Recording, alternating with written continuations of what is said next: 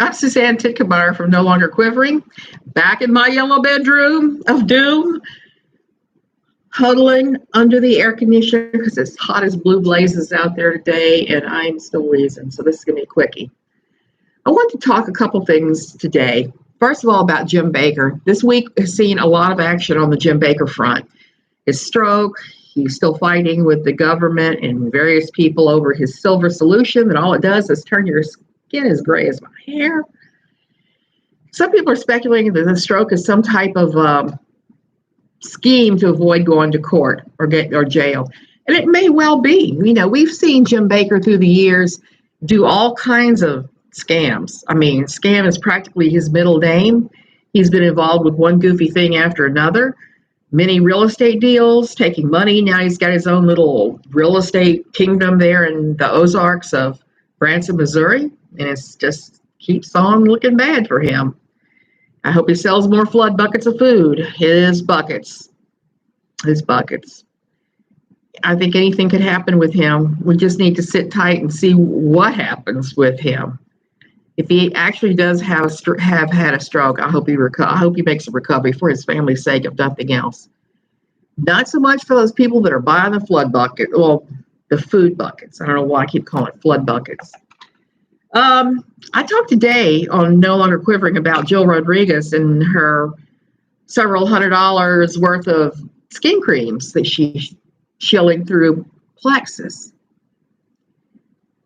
I don't blame her for trying to have a side hustle to make money, because God knows that David Rodrigues, her husband, doesn't even seem to be able to hold a job pastoring in a regular church. Seems to be all printing up of tracts and going around the country in their RV of grifting and begging for money. But I do find it particularly disgusting when Jill shows up with this expensive face cream, wearing more makeup than Tammy Faye Bakker. Poor thing. Rest in peace for Tammy Faye. I always liked her.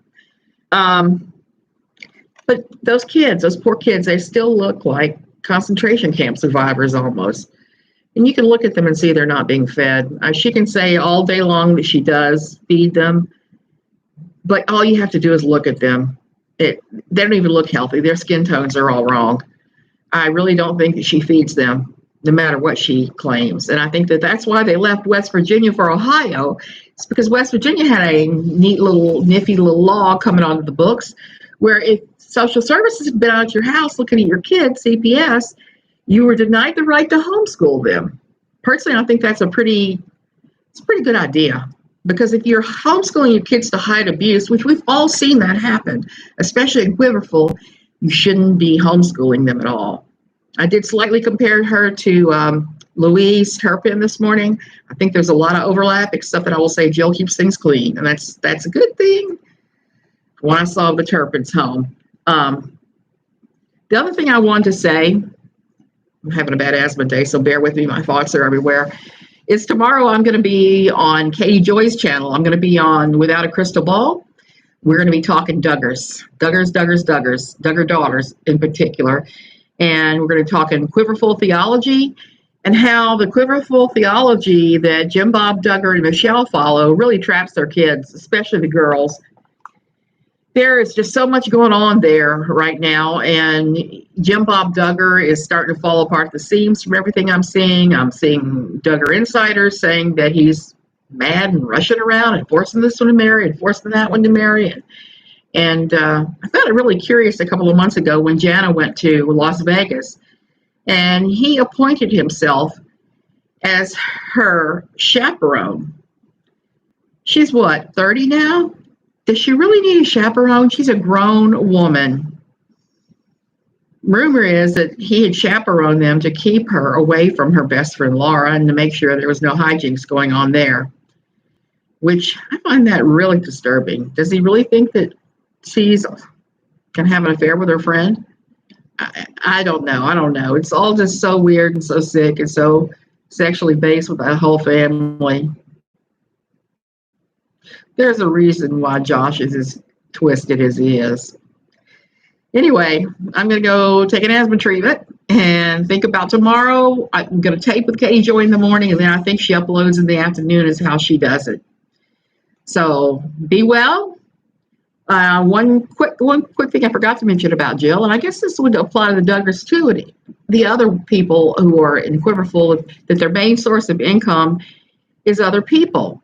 This coronavirus, as Jimmy Snow likes to call over it, Dear Mr. Atheist, the cuddle bug, because apparently they're demonetizing him. I don't care about that. I don't have enough viewers to worry about being demonetized because I'm not making nothing.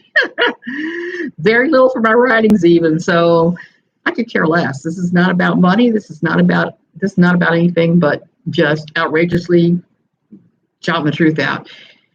The coronavirus not only has made most of us stay home, I think it has made a lot of the Quiverfull families really go into financial distress. I mean, look at the Alexanders.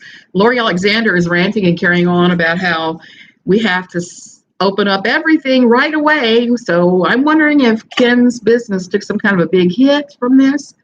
We've got Jill and the other Rodrigues I've talked about. Usually they're going around in that RV of grifting and they're singing and giving speeches and all kinds of things. They're not doing that anymore because they can't. Once everything opens back up again, I expect to see them out and about. And I seriously doubt they're selling much in the way of tracts either because nobody is going door to door during COVID trying to witness, so there's no need for those tracts. It's kind of a useless item, so I suspect that. And even with the Duggars, I think that right now in Quiverfull town, everybody seems to be hurting from this, just like everywhere else. I mean, here in Costa Rica, we have people that are eating iguanas. I don't know. Seems like it wouldn't taste very good because iguanas seem kind of bony, but apparently the locals love them. And nobody needs to be living like that. Jill, if you're watching, please go to your nearest food pantry. Go sign up for food stamps, anything. I'm getting tired of seeing those kids looking like they have one foot on the banana peel and the other on the tombstone. I'll see you guys tomorrow. Bye.